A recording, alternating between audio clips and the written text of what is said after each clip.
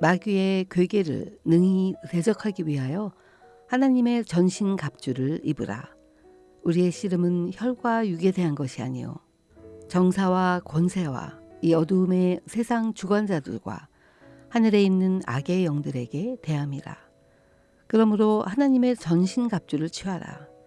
이는 악한 날에 너희가 능히 대적하고 모든 일을 행한 후에 서기 위함이라. 그런즉 서서 진리로 너희 허리띠를 띠고 의의 흉배를 붙이고 평안의 복음에 예비한 것으로 신을 신고 모든 것 위에 믿음의 방패를 가지고 이로써 능히 악한 자의 모든 화전을 소멸하고 구원의 투구와 성령의 검 곧 하나님의 말씀을 가지라. 에베소서 6장 11절에서 17절 말씀입니다.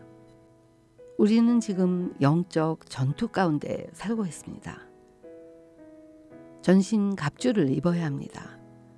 전신 갑주에 해당되는 헬라어 단어 파노플리아는 방패와 무기들로 구성된 완전 무장을 한 군인의 전체 장비를 가리킨다고 합니다. 우리는 이 전신 갑주를 매일 입어야 합니다. 어제 하루 입었다고 오늘 안 입을 수 없습니다. 왜냐하면 우리는 전투 중에 있기 때문인데요. 우리의 씨름의 대상은 정사와 권세와 어둠을 다스리는 세상 주관자들, 곧 하늘에 있는 악의 영들임을 알려줍니다.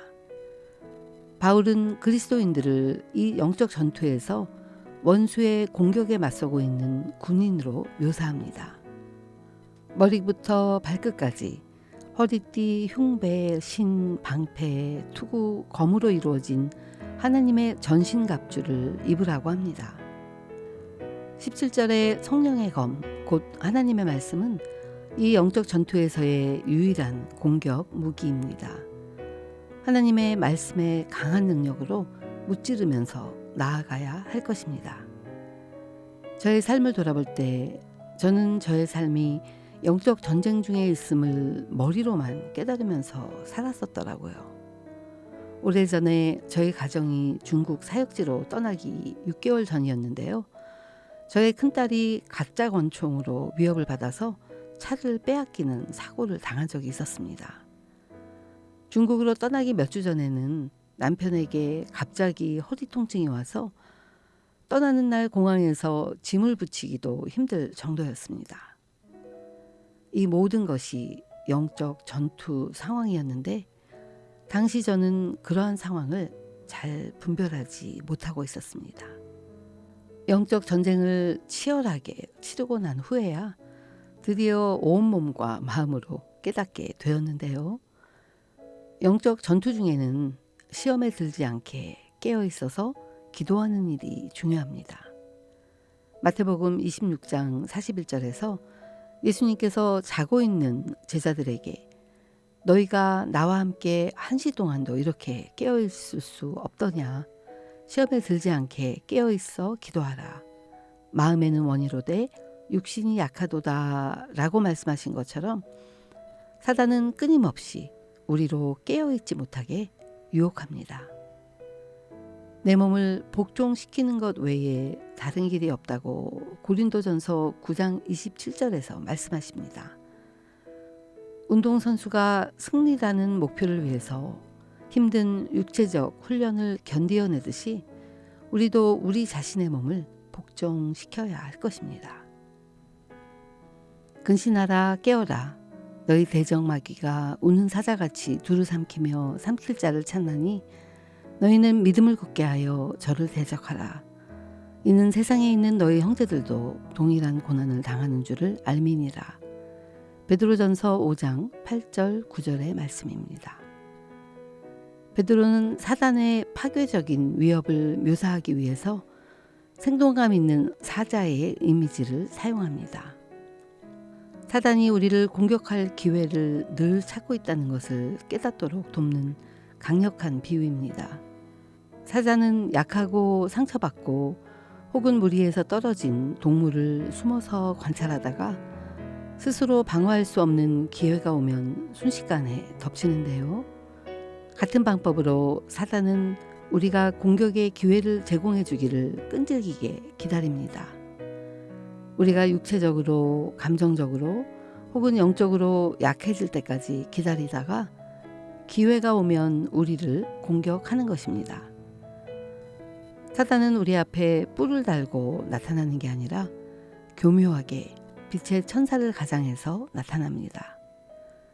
우리가 하나님보다 더 좋아하는 것, 우리의 약한 부분 등을 통해서 합리적으로 접근합니다. 우리의 약한 부분을 주로 공격하면서 우리의 생각으로 침투합니다. 내 생각 속에 하나님이 주신 생각이 아닌 사단의 생각을 교묘하게 심는 것입니다. 뱀처럼 지혜롭고 비둘기처럼 순결하라 라는 마태복음의 말씀처럼 우리가 깨어서 영적 전쟁 중에 있음을 인식하고 눈에 보이는 것에서 그치지 말고 이 생각이 어디에서 온 생각인가를 분별하는 것이 중요합니다. 우리의 생각은 우리를 행동하도록 하는데요. 우리의 생각에서부터 분별하고 차단하는 것이 중요합니다. 그리고 왜 악한 세력들이 내 생각으로 다가오는지, 혹시 내가 악한 세력에게 주고 있는 근거는 없는지 돌아보는 것도 중요합니다. 우리가 직면하고 있는 많은 문제들이 다 사단에 의해서 직접적으로 생긴 것은 아닙니다.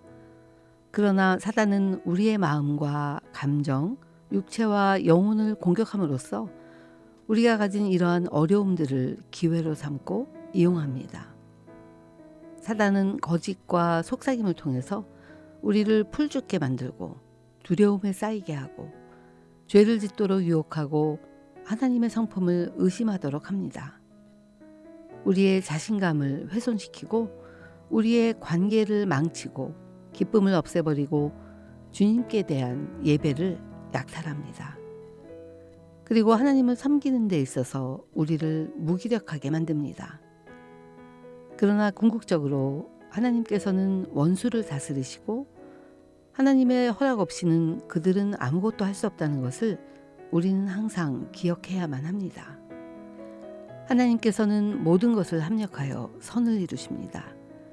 심지어 여러 어려움들과 원수의 공격까지도 사용하십니다. 우리는 원수를 무서워할 필요가 없습니다. 9절에서는 믿음을 굳게 하여 사단을 대적하라고 하는데요.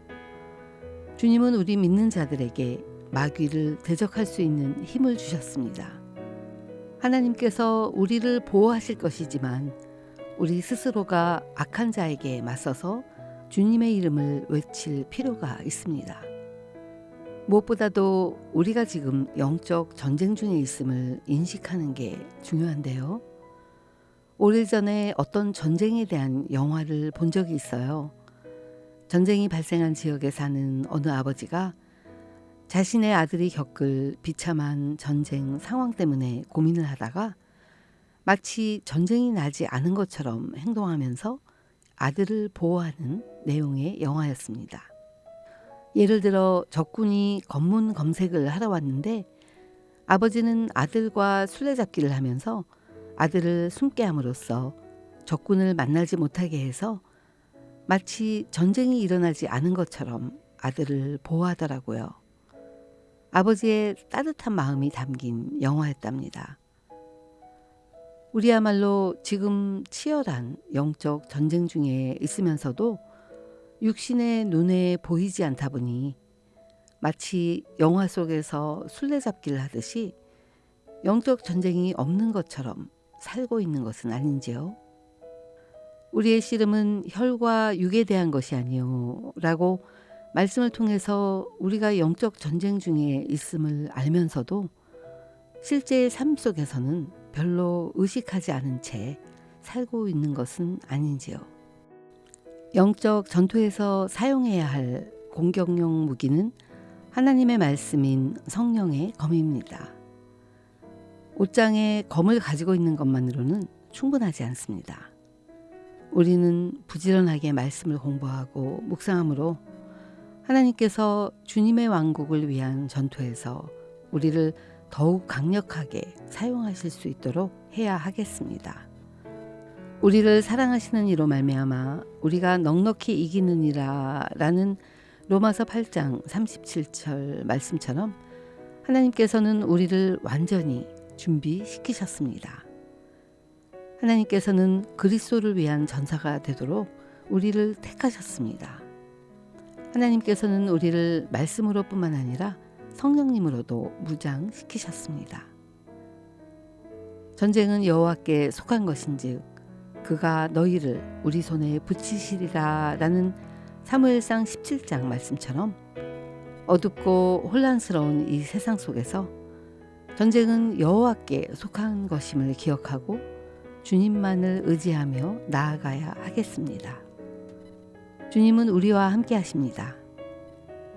저는 다음 주에 다시 찾아뵙겠습니다. 축복하고 사랑합니다.